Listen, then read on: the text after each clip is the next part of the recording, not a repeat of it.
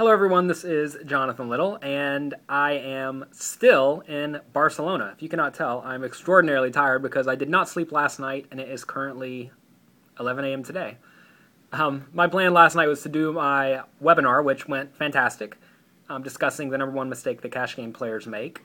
And after that, I was going to stay up all night, which I did, and then I was going to fly from Barcelona to New York City, stop in New York City, pick up my fiance, and then go to Idaho for a wedding. Not today, but the next day. So anyways, everything was going according to plan. I showed up to the airport, and I got on my plane and went to sleep. I woke up about 2 hours later and realized, oh, we have not left yet. That's not good. So I decided to go to the front of the airplane and see what was going on because I recognized that half the people were off the airplane already. I assumed that they told people they can get off and leave if they feel like it and go walk around most likely. So I went to the front of the airplane, then they were telling people they can no longer get off the plane, check back in 45 minutes, and see what's going on. And in my mind, I've traveled enough to know that whenever you've been stuck on an airplane for about 2 hours and they're telling you another hour, you're probably not going anywhere. So I decided I was going to look into getting a different flight to go to New York, because all I really cared about today was making it to New York. I didn't care if I made it there at 1 p.m. or 8 p.m., because I just needed to get there before tomorrow. I was fine gambling with the idea that, maybe I take a non-direct flight and just lose a lot of hours, but that's fine. I can read a book or something. I'm perfectly happy doing that. So anyways, I went back to the back. I was going to get my bag and I was going to leave. And I was told that if I leave, I could not take this flight for sure, which doesn't really matter, like I said, because I already knew that I wasn't willing to gamble.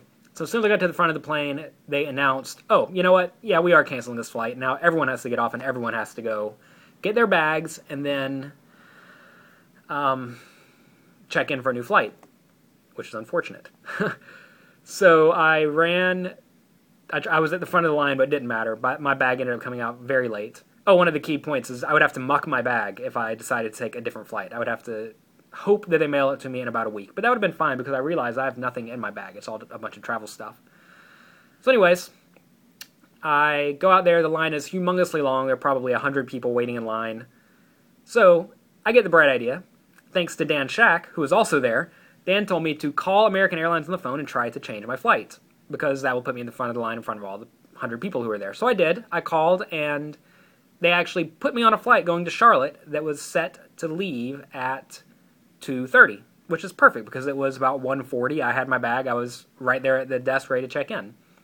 I go to the desk and I say, "Here, I'm here to check in for this flight for Charlotte." And the guy says, "It's not possible. It's not possible." They do that a lot here in Europe. It's actually a very big turnoff to me because it seems like nothing is possible in Europe whenever you talk to someone, but in America, everything is possible.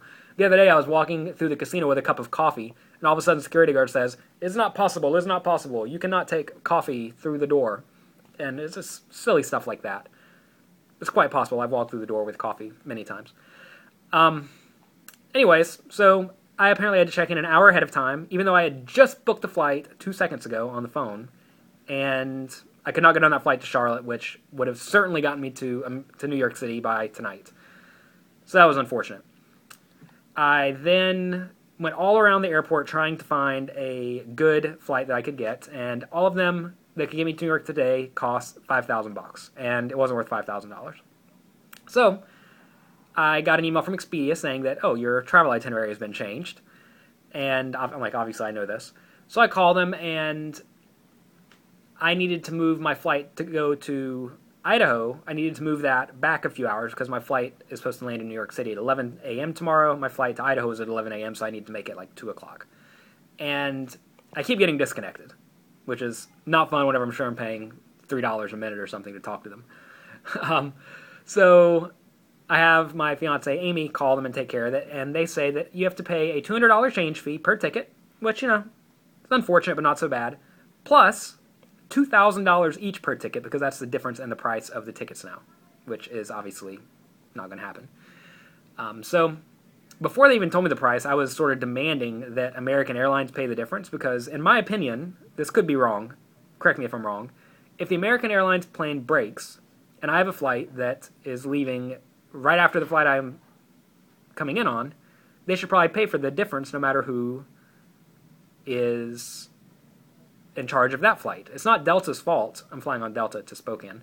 It's not Delta's fault that American Airlines canceled their one flight from Barcelona to America. It's not their fault. It's American Airlines' fault. And I feel like they should be the ones responsible for it, but they think they should not be responsible for it.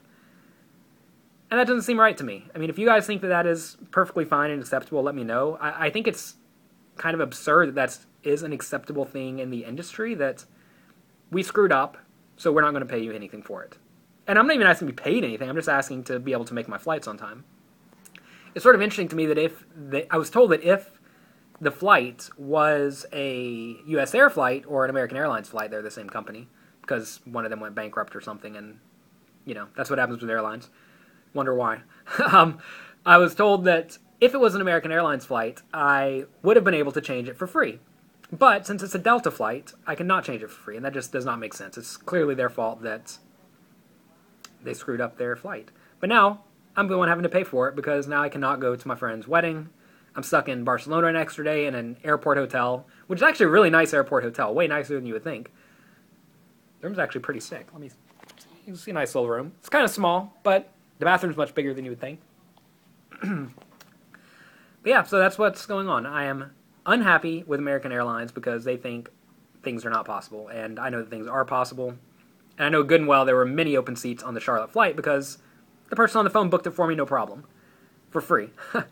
And that's aggravating. So, for everyone who did not want to hear a rant, I apologize. And to American Airlines and U.S. Airlines, shame on you, because that is not the right thing to do. If you have to learn one thing from this, definitely fly early, or make sure you're flying on flights where there is a backup option. I've had flights get canceled in America maybe 3 or 4 times over the last 5 or 10 years, and when that happens, there's usually just another flight in 2 or 3 hours, so it's not a big deal.